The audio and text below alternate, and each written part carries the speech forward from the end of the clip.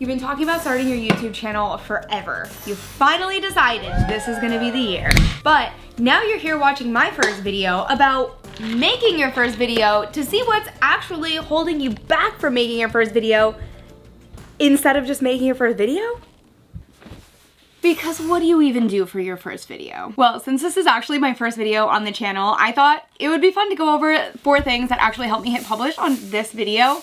And there's a good chance they'll actually help you out too. I'm Jen, and hopefully you'll be seeing a lot more of me around here, and hopefully you'll also be nice because I'm the newbie. All right, this first one is gonna sound a little bit obvious. You have to pick a topic or niche to make your first video. Duh. But why did nobody talk about the fact that this is the most impossible thing, especially when you're someone who is so creative and you have so many different interests and it feels almost impossible to make a decision and just pick one for your channel? All right, what's up everybody? We are live, it's a new season, and we are gonna destroy, no! All right guys, this is the start of our marathon training and we're gonna run the New York City Marathon. So, should you only create a video about something you're an expert on? No. Maybe I'm actually determined to bake that perfect chocolate cake and I want to document my journey trying and learning new skills. All right, today we made the tallest, fluffiest chocolate cake. Huh. Or maybe you're actually that expert mechanic who should start the YouTube channel to help people like me. All right, there's been a weird sound in my Jeep. We're gonna get to the bottom of it. My engine through the serpentine belt and it baked my head gasket. So before I learned that, and by then I had a... Either way, your passion should be something that you feel like you can't ever stop talking about.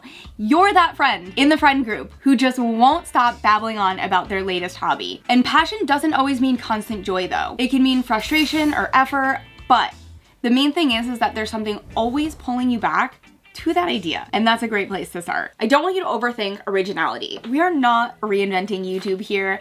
We don't need the craziest, most original, outrageous idea for the first video. What we do need is we need you to show up being yourself. You are unique and your perspective is what's gonna make your content stand out. You just don't know it yet. I know it. You're gonna be like, Jen, you were so right. And I'm like, yeah, I told you so. We will get to that later. Right now, you have to believe in yourself the same way that you believe in other creators. Look at your favorite creators and the way that they show up as themselves, the way that you love coming back to watch their content for, I'm gonna guess, them. That's what we have to prioritize here. You have a unique take on ideas that might have already been done. And that is how we're gonna win this. I also wanna say, remember, your niche can evolve over time. This first video can feel like such a high pressure moment that you have to pick the perfect video, that this is gonna be the direction of your entire channel moving forward and there's no room for any kind of change. And what if I don't want to be making the same thing in 3 years? I hear this a lot. I'm not even kidding you. I literally hear this all the time. I have to make this video because in 3 years, I want to make X. No. Let's get the 5-year plan out of the head. Let's focus on this first video, this first topic.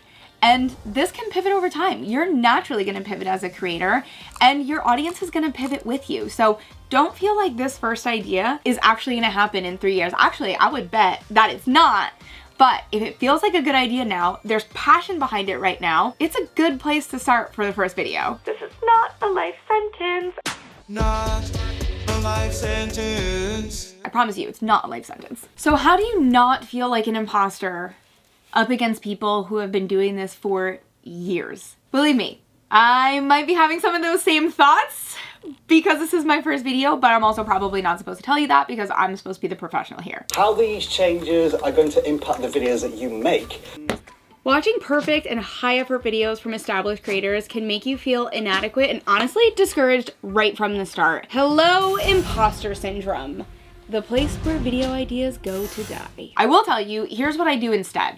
I shift the way that I'm thinking about this. I feel confident in why I'm creating, in why I'm making this video, in why I'm here on the platform in general. It's okay to not be fully confident in how it comes together. Believe me, we're both probably gonna be laughing about this video in a year from now. That's okay.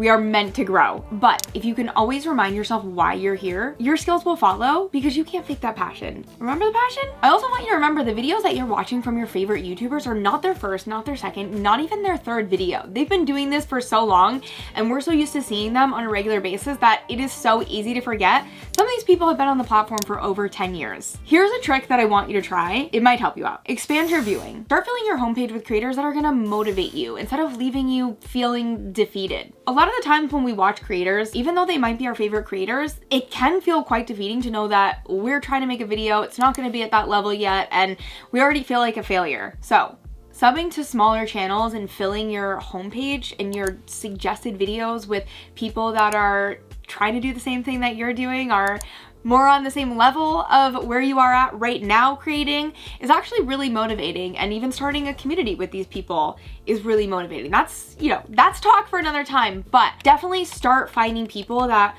are going to motivate you, and maybe take a break from some of the people that are leaving you feeling kind of defeated. Of course, we also want to be celebrating small wins. I know we say this all the time. Every step really is a win, especially as a new creator. There are so many jobs we're managing at once that we should celebrate every single one that we get done.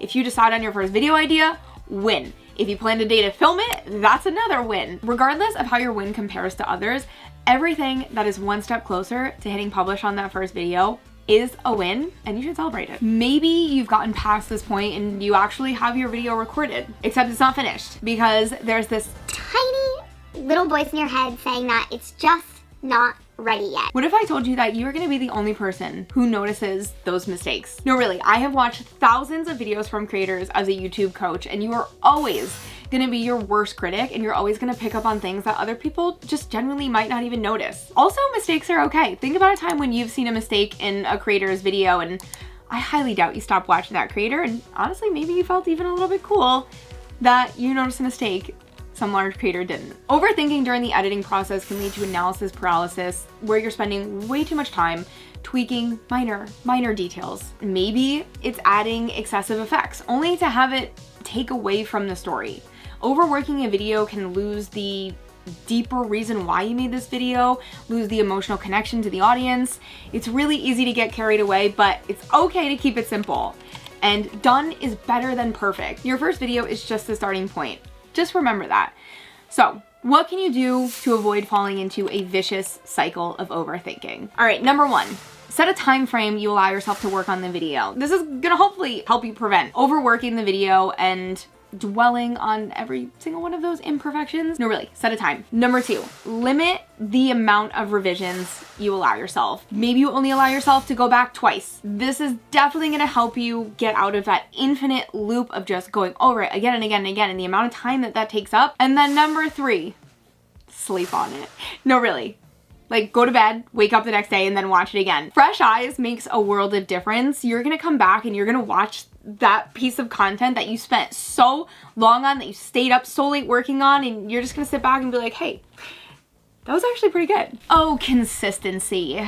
So, it's normal to think that when you make that first video, you're signing on for so much more, like a gym membership you have to commit to for a year when you don't even know if you're gonna have time to work out before work. And what if you don't make it in the summer? And what if you don't even feel like working out in 5 months and you're doing something different like CrossFit? Maybe that's excessive, but the first YouTube video can feel like this. There's a lot of pressure behind it because once that first video is out, it feels like there's a constant need to keep up. I don't want you to think about that next video before this first one is done. Don't think 10 steps ahead from the beginning, especially when it comes to YouTube. Sure, you'll get to the point as a content creator where you do have a content schedule and you have a strategy in place, but right now, we want to work in small tasks to just get that first video done. Set small goals that you can accomplish. Maybe don't think of the process as making a whole video, but you break it down into more doable steps. Maybe day one, you come up with the ideas. Day two, you start writing your script. Before you know, you're on day 4 and you're actually recording the video. The main thing is not to pressure yourself and commit to a strict schedule from the start. Start by making a few videos at your own pace and see what you actually enjoy. See what you have the time for. YouTube should be fun.